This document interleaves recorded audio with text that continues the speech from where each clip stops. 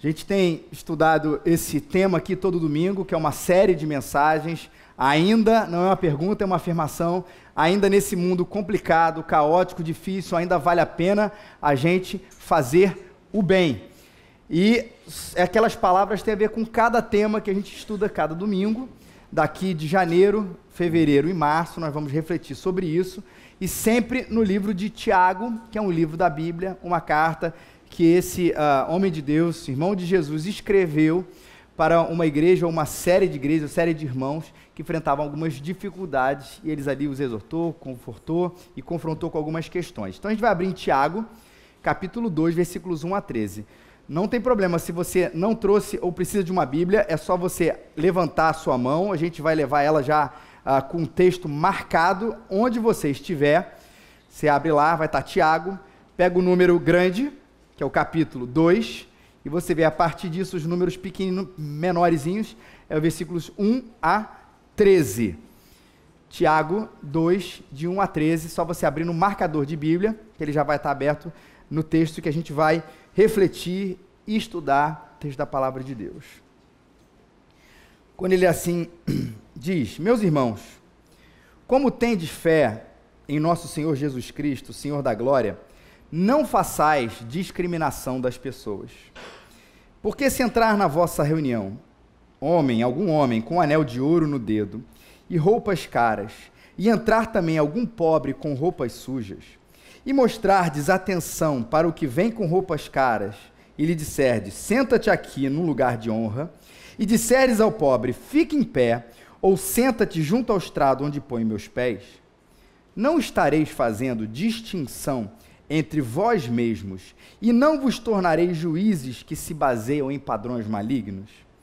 Ouvi, meus amados irmãos, por acaso Deus não escolheu os pobres para o mundo, a fim de fazê-los ricos na fé e herdeiros do reino que prometeu aos que o amam?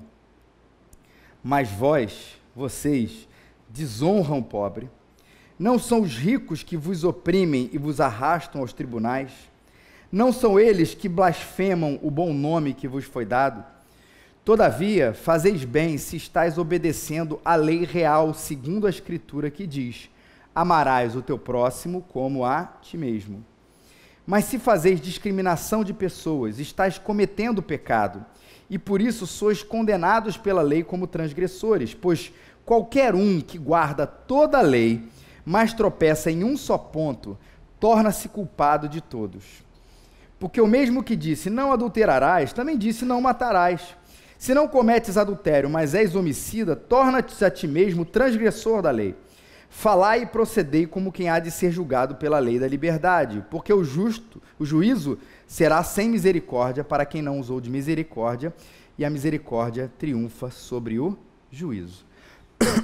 Localmente, deixa eu falar sobre algumas coisas. A gente está se reunindo publicamente há mais ou menos 5, 6 meses, e a gente já está se reunindo antes dessa reunião pública, já há um pouquinho mais de um ano. Fizemos um ano agora no dia 19 de janeiro.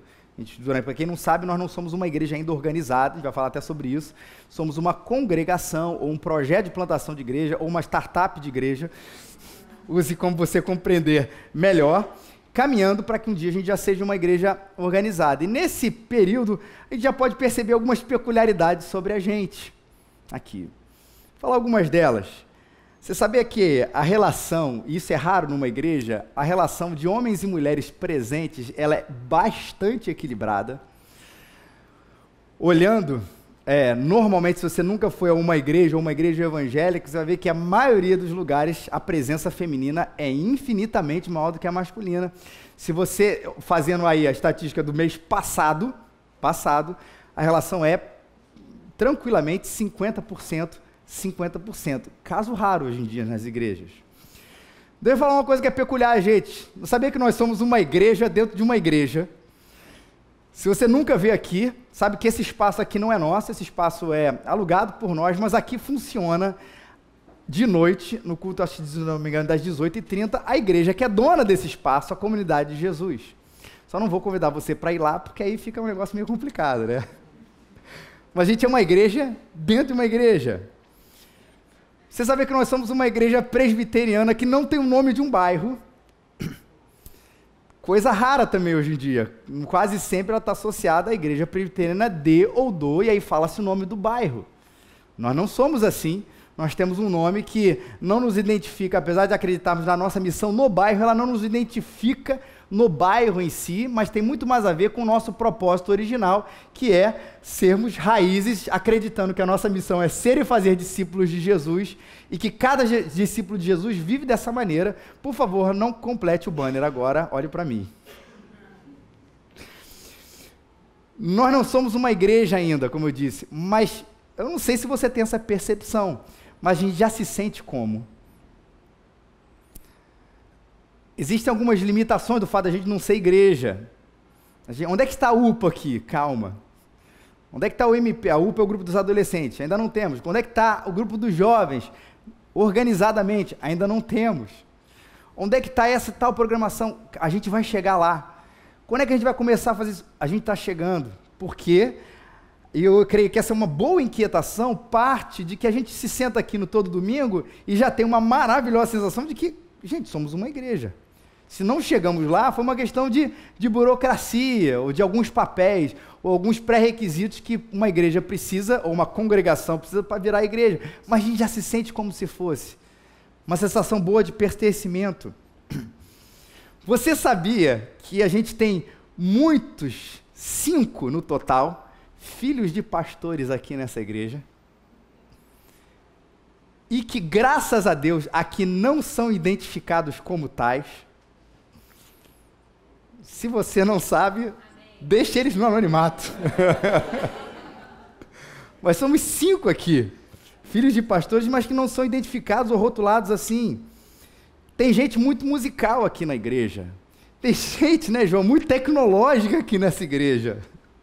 E tantos outros, Jeff e outros. Olha, essa eu falo assim com um certo pesar bairrista no coração, mas nós temos muitos paulistas aqui nessa igreja. Muitos paulistas. Quem nasceu em São Paulo, levanta a mão aí, por favor, aqui. Jeff, não nasci, mas viveu, né? Viveu, o Jeff viveu. Marcelo também, de João, da Mari, da Paula. Muitos paulistas numa igreja. Produzimos vídeos, não em quantidade, mas que nem gente grande. Esse orgulho que a gente tem aqui. Elas duas são aqui presentes. Temos 2 pessoas de formação na área de matemática. E Deus continua aqui presente entre nós. Luíne e Dani. Um ambiente que raramente a gente tem, muitos, não todos, né, tem essa dificuldade. Deus continua aqui presente, apesar da formação de vocês. Brincadeira. Muitos jovens, isso é um papo que eu tive com a Scarlett semana passada, e que é uma coisa bastante interessante. Temos uma igreja que não é uma igreja de jovens, mas que naturalmente muitos jovens vêm. E o que é interessante, percepção dela, vem sem os seus pais. E aí não é uma questão de rebeldia, de jeito nenhum, mas de autonomia, que é uma coisa completamente diferente.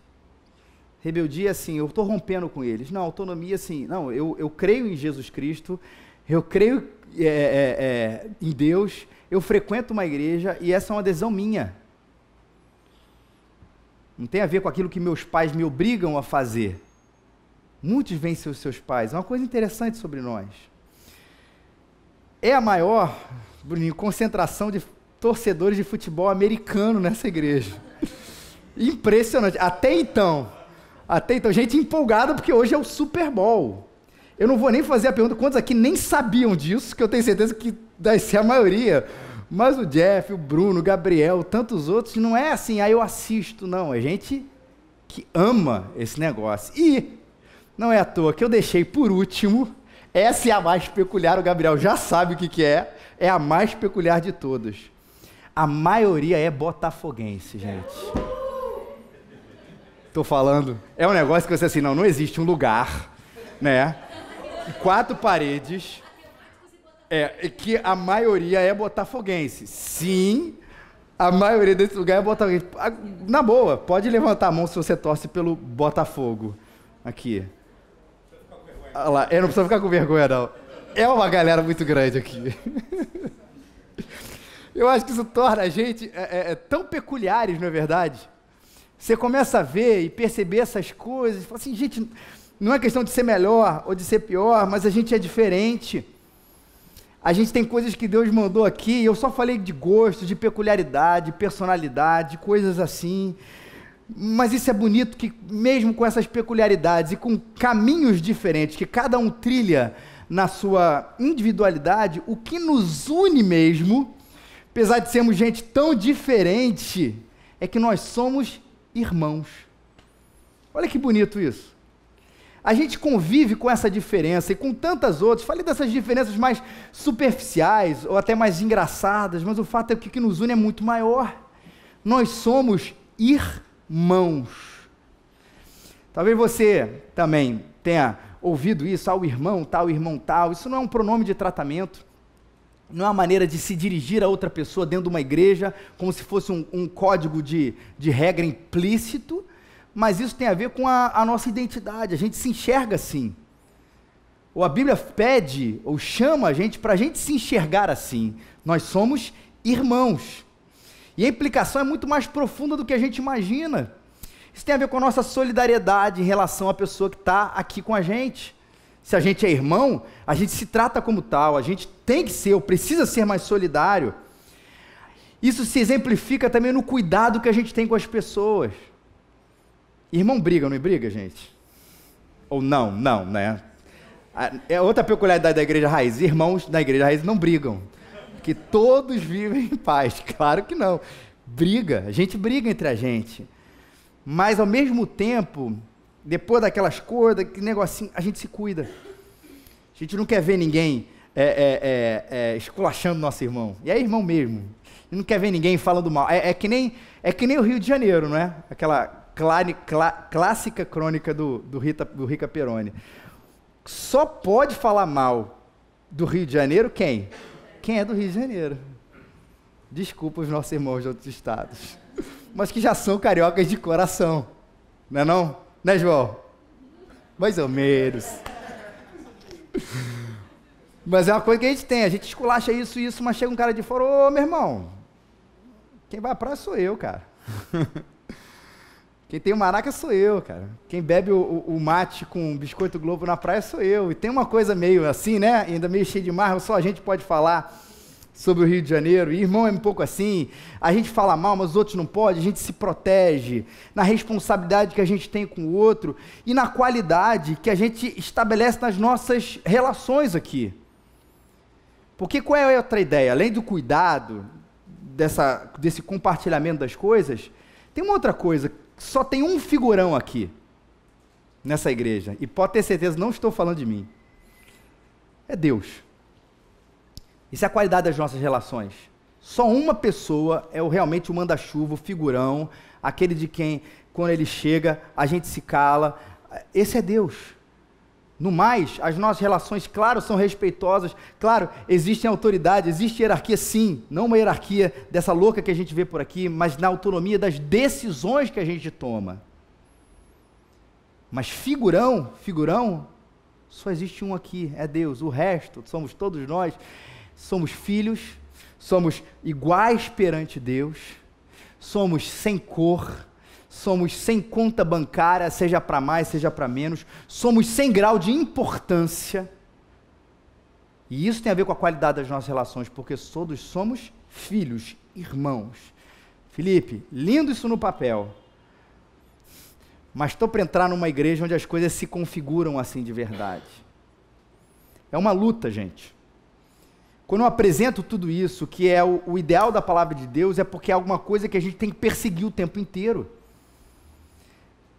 A qualidade das nossas relações, o tipo que uma qualidade elas estabelecem, ela precisa respeitar essa identidade da irmandade que nós somos. Mas eu sei, há igrejas onde essa irmandade, onde esse senso de igualdade já se perdeu há muito tempo. Infelizmente, a gente precisa fazer essa autocrítica também, até para que a gente não chegue nesse lugar e repita as mesmas práticas. Verdade. Discriminação racial. se de alguma maneira ela está mais presente ou mais institucionalizada nos Estados Unidos, as igrejas de brancos, as igrejas de negros, aí se falar, isso foi na década de 60, existe até hoje, o que é um contrassenso total, um absurdo total, de um lado ou de outro. Como é que uma igreja rejeita seres humanos? Porque é isso. O fato de alguns terem algumas características físicas diferentes do outro, isso não interfere em absolutamente nada. Mais institucionalizada lá, mas às vezes mais sutil no nosso país, mas é igualmente presente. E é absurdo que isso aconteça. Essa talvez a gente se identifique um pouco mais, a famosa discriminação social. Que aí não é a questão da cor, é questão de quem tem, é questão de quem não tem. E a gente vê isso quando a gente percebe que às vezes a liderança toda é sempre formada por gente que tem grana, por gente rica. Estranho, que coincidência é essa? Quem é que recebe mais cuidado? É quem tem mais. Discriminação tribal. É a coisa da homogeneidade que a gente falou já há algum tempo. Quem se parece com a gente, e aí a gente tem umas características aqui de sociedade, seja da faixa etária, seja do tipo de gosto, seja dos ambientes que a gente frequenta. Quem está nessa faixa, a gente acolhe, mas quem não pertence, quem não tem esse jeitão, quem não tem esse ideal, quem não tem essa prática, a gente de alguma maneira deixa isso de lado.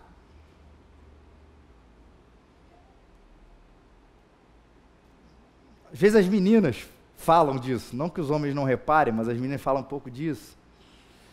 Tem um scanner, né? Quando uma outra mulher entra na igreja, que aí fica assim, né?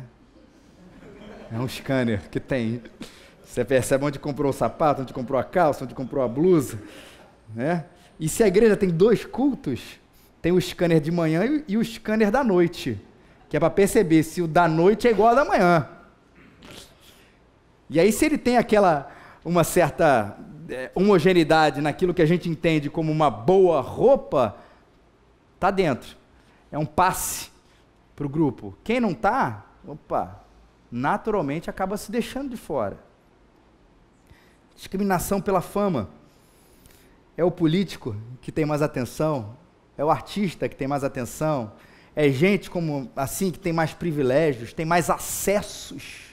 Tem um cartão VIP pela sua posição social, não necessariamente pelo seu dinheiro, mas pela posição social que tem um cartão VIP onde tem mais acesso que os outros não têm. E é claro que isso é lógico que isso existe, mas é claro que a gente vai lutar o tempo inteiro para que a gente seja uma igreja raízes, onde essas coisas não entrem, porque não entraram na igreja primitiva, porque não entraram, a gente vai ver uma fala de Jesus poderosa sobre esse assunto, não estava no coração de Jesus nenhum tipo de discriminação.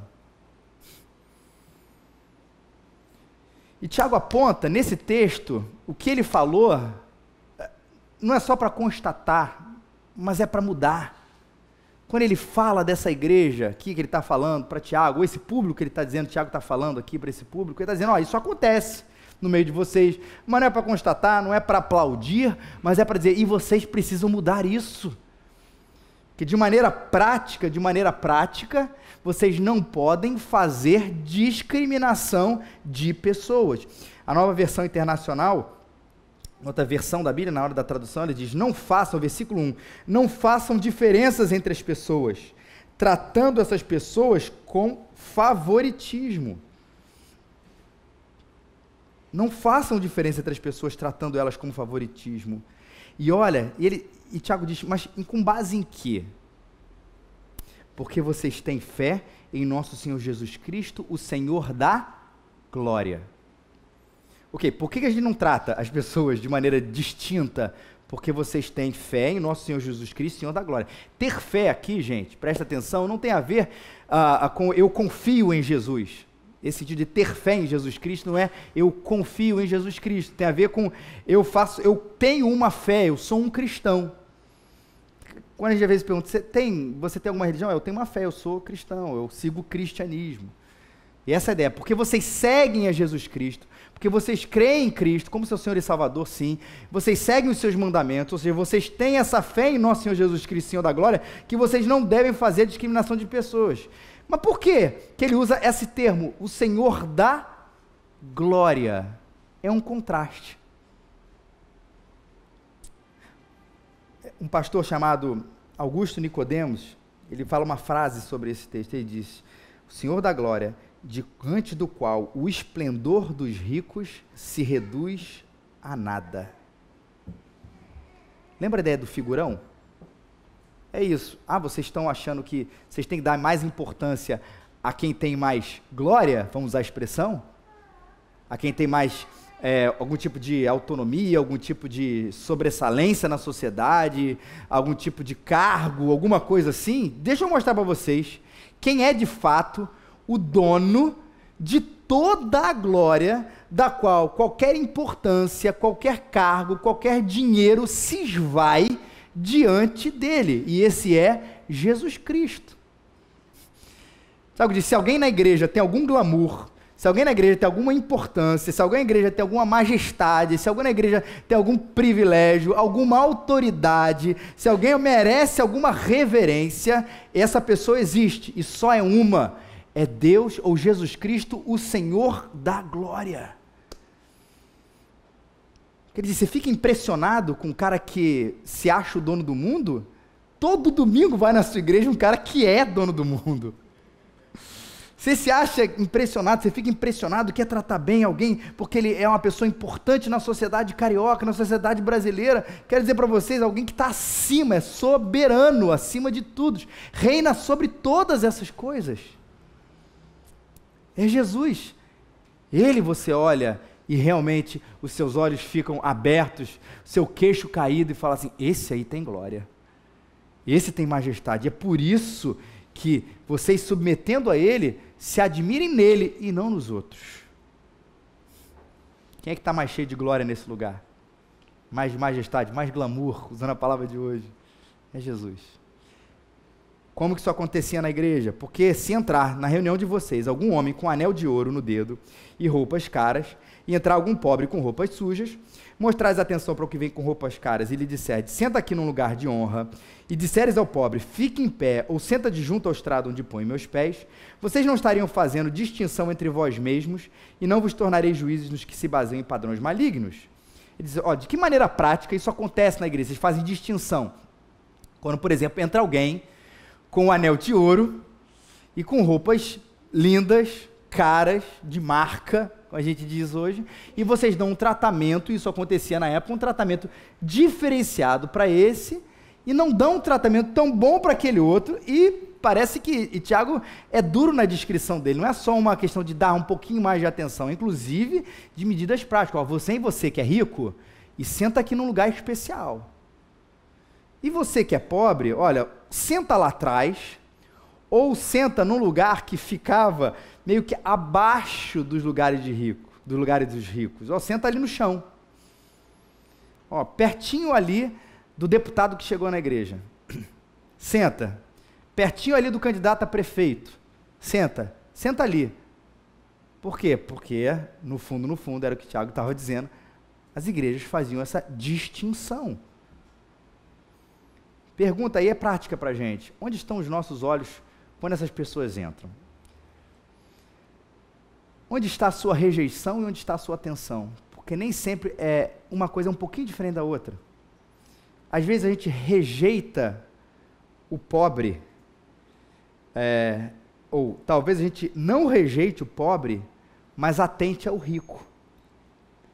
Porque eu posso ter um olhar de atenção a quem tem, mas não necessariamente de rejeição a quem não tem. Mas isso não torna a coisa certa, de maneira nenhuma. Talvez o nosso olhar seja diferente. Talvez eu não atente ao rico, mas eu naturalmente rejeite ao pobre. Então não é questão só de uma coisa ou outra, são às vezes duas coisas distintas. Talvez eu sim rejeite o pobre, talvez sim eu atente ao rico, ou uma coisa ou outra, ou pior, às vezes as duas coisas juntas. E a gente não pode ter nenhum tipo de atenção demais, porque, ou desatenção, porque se estarendo assim, é o que a Bíblia fala, a gente está pecando. Eu talvez desconsidere um e considere o outro. De forma nenhuma faça esse tipo de distinção. E eu acredito que a relação que a gente tem, às vezes, é um pouco distante, talvez isso não seja muito presente no nosso tempo. ou na nossa realidade aqui, mas existem outras realidades que também fazem o que o princípio estabelece o mesmo, de discriminação ou de distinção. Do famoso do anônimo, do bonito e do não tão bonito, do talentoso e do comum. Gente com talento, cara, fica presente na igreja com uma facilidade muito grande, não é verdade? Se o cara tem alguma coisa que destaca, e às vezes é principalmente na área da música, todo mundo está lá. Se temos muitos solteiros e chega uma menina bonita, é um tal de dar atenção espiritual forte, né, gente? Não, tem uma irmã chegando aqui na igreja, vem aqui, vamos tomar um cafezinho comigo. Pô, pastor, a gente está acolhendo os irmãos na igreja. O que chama atenção, e que não tem gente que já chega e já parece que o ambiente já olhou para aquele ali. Tem gente que é discreto. E essa discrição, às vezes, torna a pessoa um pouquinho de lado. Tem outro que quando chega, fala alto, tem história para contar, e tem não sei o que, diz isso, e todo mundo já sabe quem é esse cara, em 2 minutos já é líder de não sei o que, atenção, não sei, e o outro chega lá na boa, quietinho, tranquilo. Poxa, é legal você estar visitando a gente aqui hoje. Estou visitando. Quanto tempo? 6 meses. Mas você vem pouco, todo domingo. Faltou um só o feriado. É discreto. Ou quando acontece aquelas coisas terríveis, gente, que eu não entendo, desculpa, isso também eu boto no nosso site qualquer hora, para a gente botar como mais uma cláusula pétrea na nossa igreja. Está aqui presente entre nós o deputado fulano de tal. Aí tem um destaque para aquela pessoa. Está aqui presente o prefeito, candidato, presidente, a presidente, como que você queira. Essa distinção eu não consigo compreender à luz desse texto. Porque no momento que entra aqui, é irmão.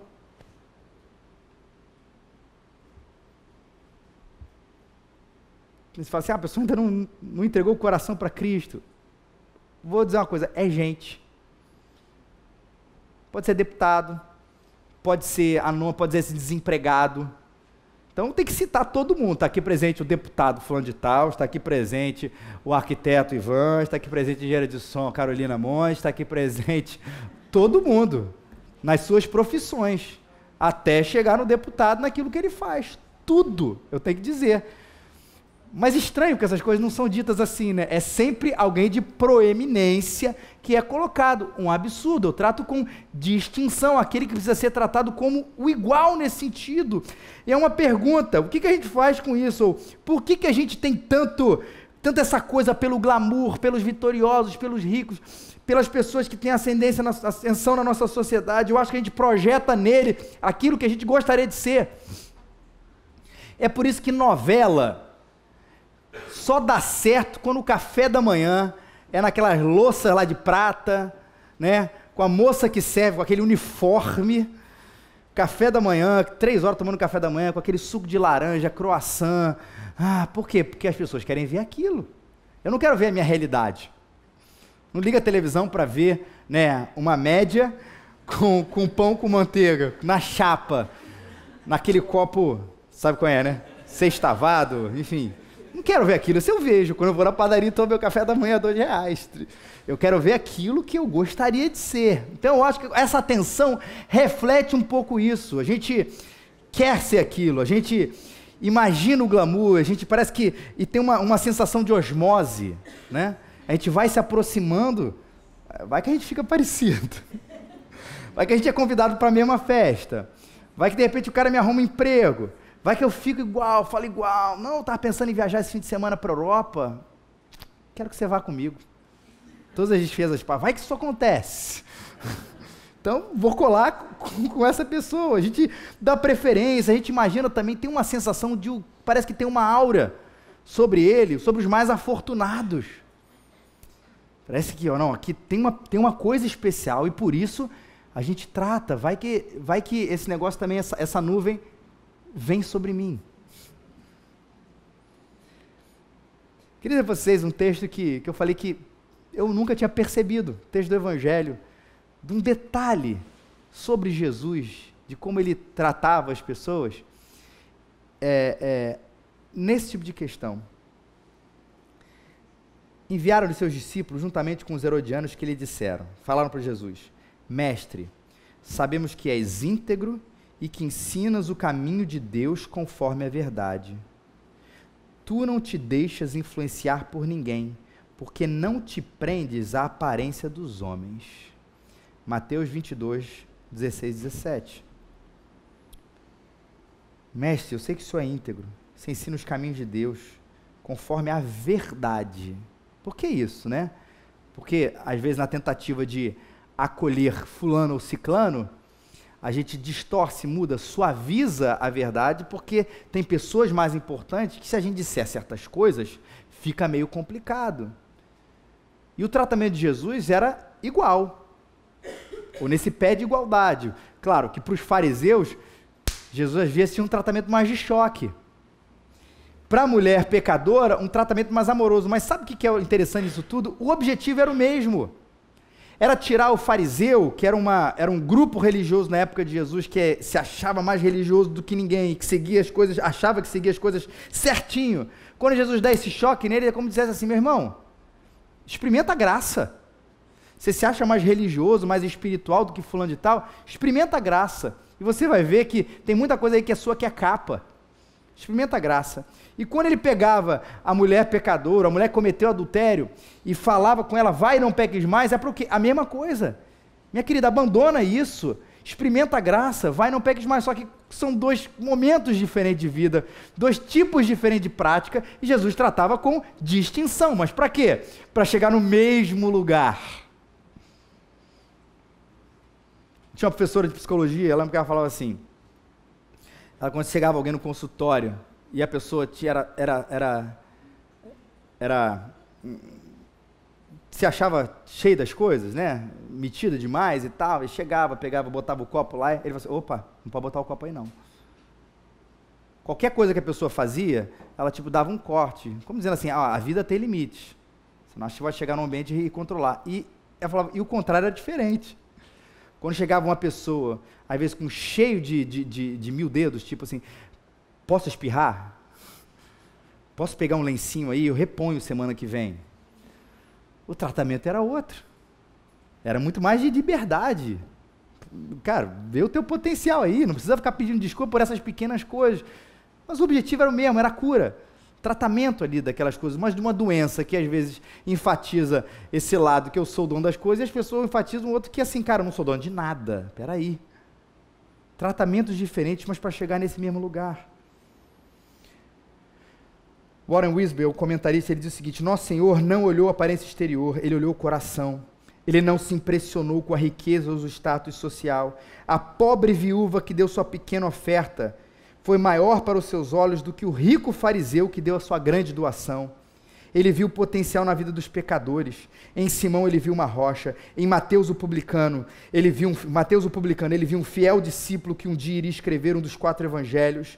Os discípulos ficaram surpresos ao ver Jesus conversando com a mulher pecadora no poço de Sicar, mas Jesus viu nela um instrumento para a ceifa de uma grande colheita. Jesus sempre vê o quê? O coração. E não que o rico não tivesse valor, isso fique muito claro. O rico não tem valor, não é verdade. Mas para Jesus essa não era uma questão, era gente. Vocês entenderam? Porque também a gente vai chegar aqui nesse ponto, parece que também a pobreza virou uma bênção. Ou a pobreza virou um sinal de bênção divino. Trate melhor os pobres e os ricos. Não é esse o caminho. Jesus está falando, pare de fazer distinção, é tudo gente.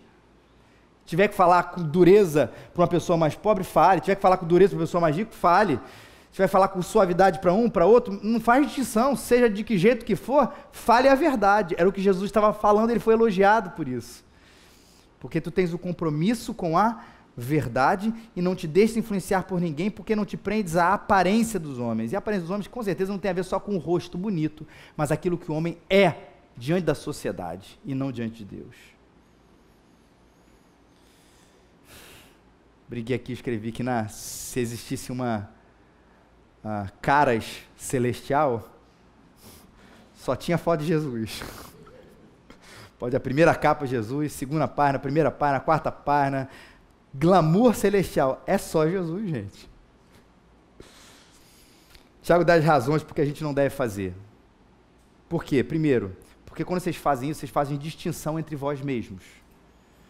Como vocês dizem, um é irmão, o outro é o irmãozão e um é irmãozinho. Não existe essa distinção. Vocês, quando fazem isso, vocês estão criando castas, graus de importância diante da sociedade, estão desnormalizando a igreja, estão colocando pedestais para um, cadeiras especiais para outro, estrado para outro, o banco ruim para um, o banco bom para outro, baseado num critério social. Vocês estão fazendo distinção, não é assim. E essa distinção, Tiago continua aqui, vocês se tornam, fazem isso com juízes com padrões malignos. São juízes com padrões malignos. O que vocês estão usando para medir as pessoas, os valores que a sociedade está usando aí fora? Dentro da igreja, o mesmo. O anônimo, o pobre, o esquisito, o diferente, esse conforme igualzinho lá fora, é tratado com rejeição aqui dentro. Agora o outro é tratado com uma distinção especial aqui dentro. Vocês estão sendo juízes com padrões malignos. A régua está errada, é a mesma régua do lado de fora, gente. E o olhar de Deus?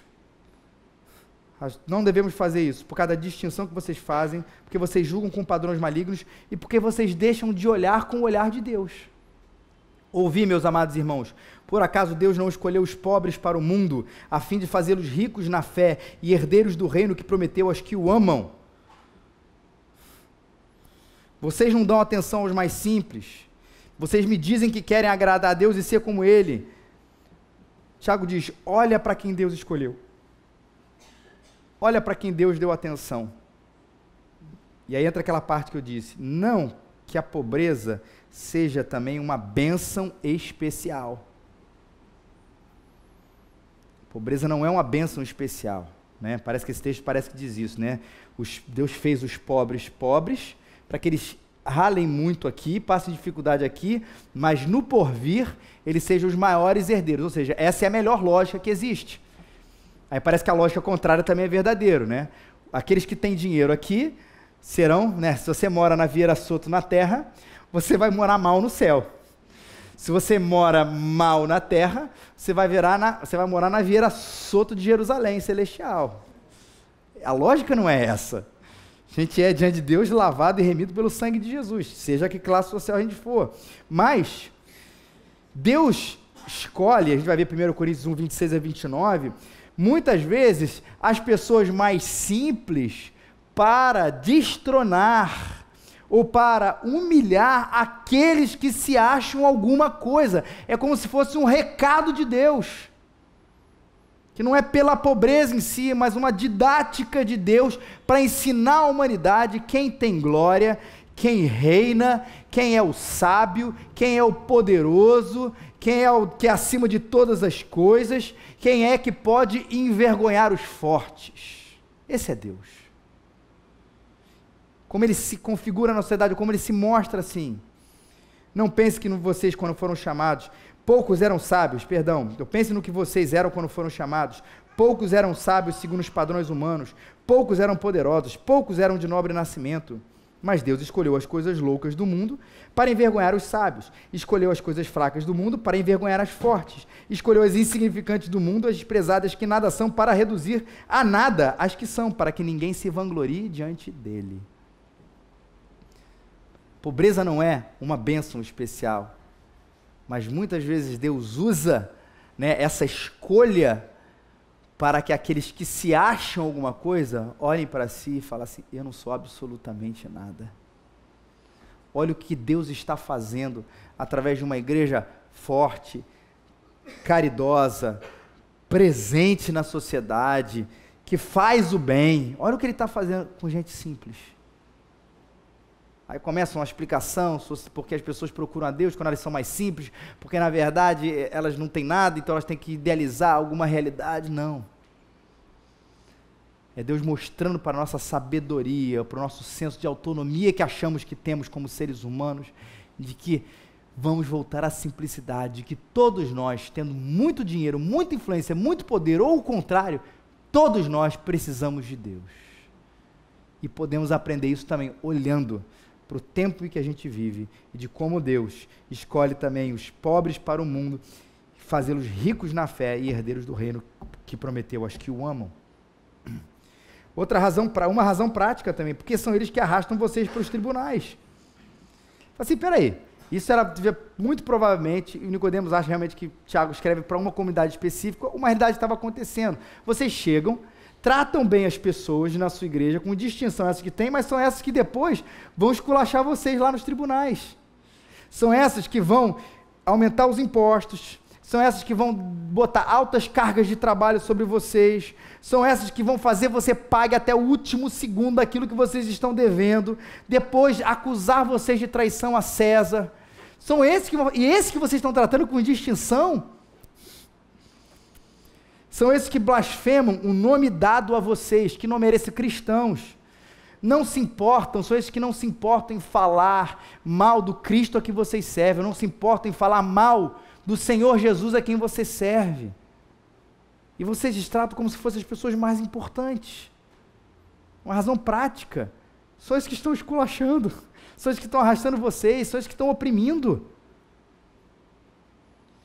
E o que a gente deve fazer com isso, gente? Entender que isso aí não é uma questão social, em primeiro lugar, é uma questão espiritual, é um teste de amor. Não quero que você vá para casa com uma realidade libertária, né? Você saia para cá, vá mais para a esquerda do que para a direita, ou coisa parecida, como se fosse um discurso político.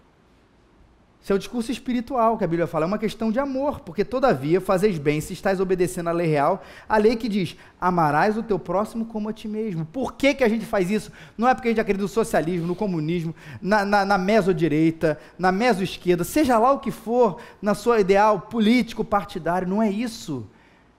A ideia é porque a Bíblia nos chama a amar o nosso próximo como a nós mesmos. Quando a gente trata as pessoas sem esse tipo de distinção, a gente está praticando o bem numa sociedade ególatra que ama esse eu glamuroso. A gente está sendo essa resistência do bem que a gente está falando o tempo inteiro.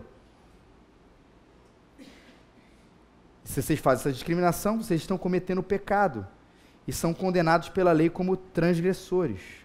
Se a gente discrimina, estamos pecando, estamos sendo condenados, é o que ele vai falar no final de tudo isso aqui.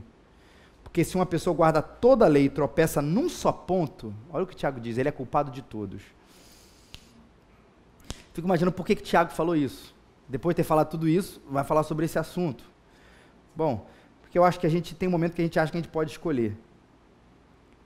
Se eu vacilar, se eu obedecer bem os 9, dos 10 mandamentos, obedecer bem os 9, mas desobedecer um, eu estou bem na fita.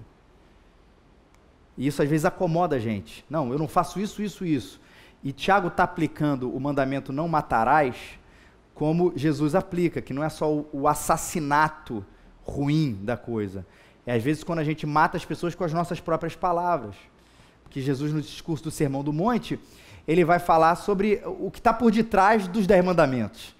O que está por detrás daquela prática. Existe um princípio do coração. Então, quando eu falo não matarás, não é só, eu nunca assassinei ninguém. Mas se no meu coração eu quis matar, isso já me configura como um pecador. Deu para entender isso, gente? Fala assim, então se você vacila não vacila em 9, vacila em 1, e acha que está bem na fita, não se acomode. Não se acomode. Se esforce o tempo inteiro em Deus para fazer o bem, isso quer dizer que obedecer os 10 mandamentos, pela graça de Deus que atua em nós.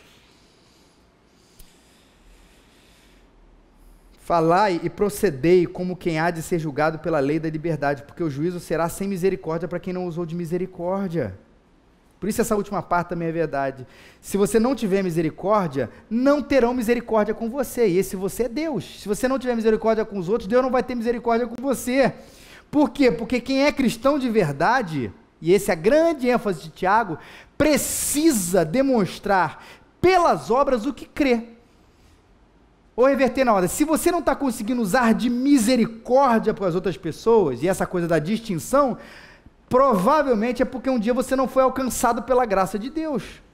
Você tem cara de cristão, você tem jeito de cristão, vocabulário de cristão, canta como um cristão, vai à reunião como um cristão, mas não é.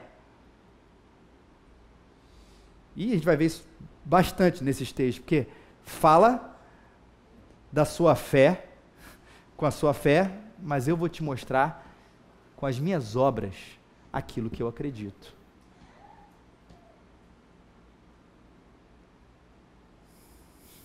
Isso se dá na maneira como a gente trata as pessoas.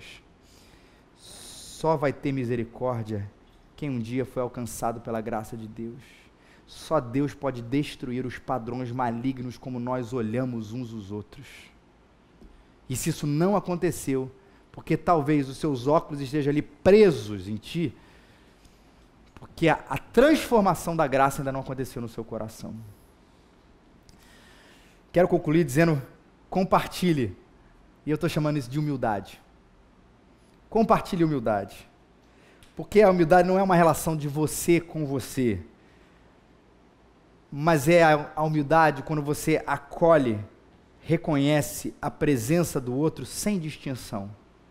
E a pessoa fala assim, aquela pessoa é humilde. Faça isso na igreja, sem dúvida nenhuma. Mas a gente pode também adotar a postura, né? Eu faço na igreja. Lá fora, não. Sabe o que está falando com a realidade da igreja? Que, na verdade, é uma extensão daquilo que a gente é. Se eu faço na igreja, eu faço lá fora. Se eu faço lá fora, eu faço na igreja. Porque isso tem a ver com quem eu sou. E não com aquilo, um ambiente que molda alguma coisa.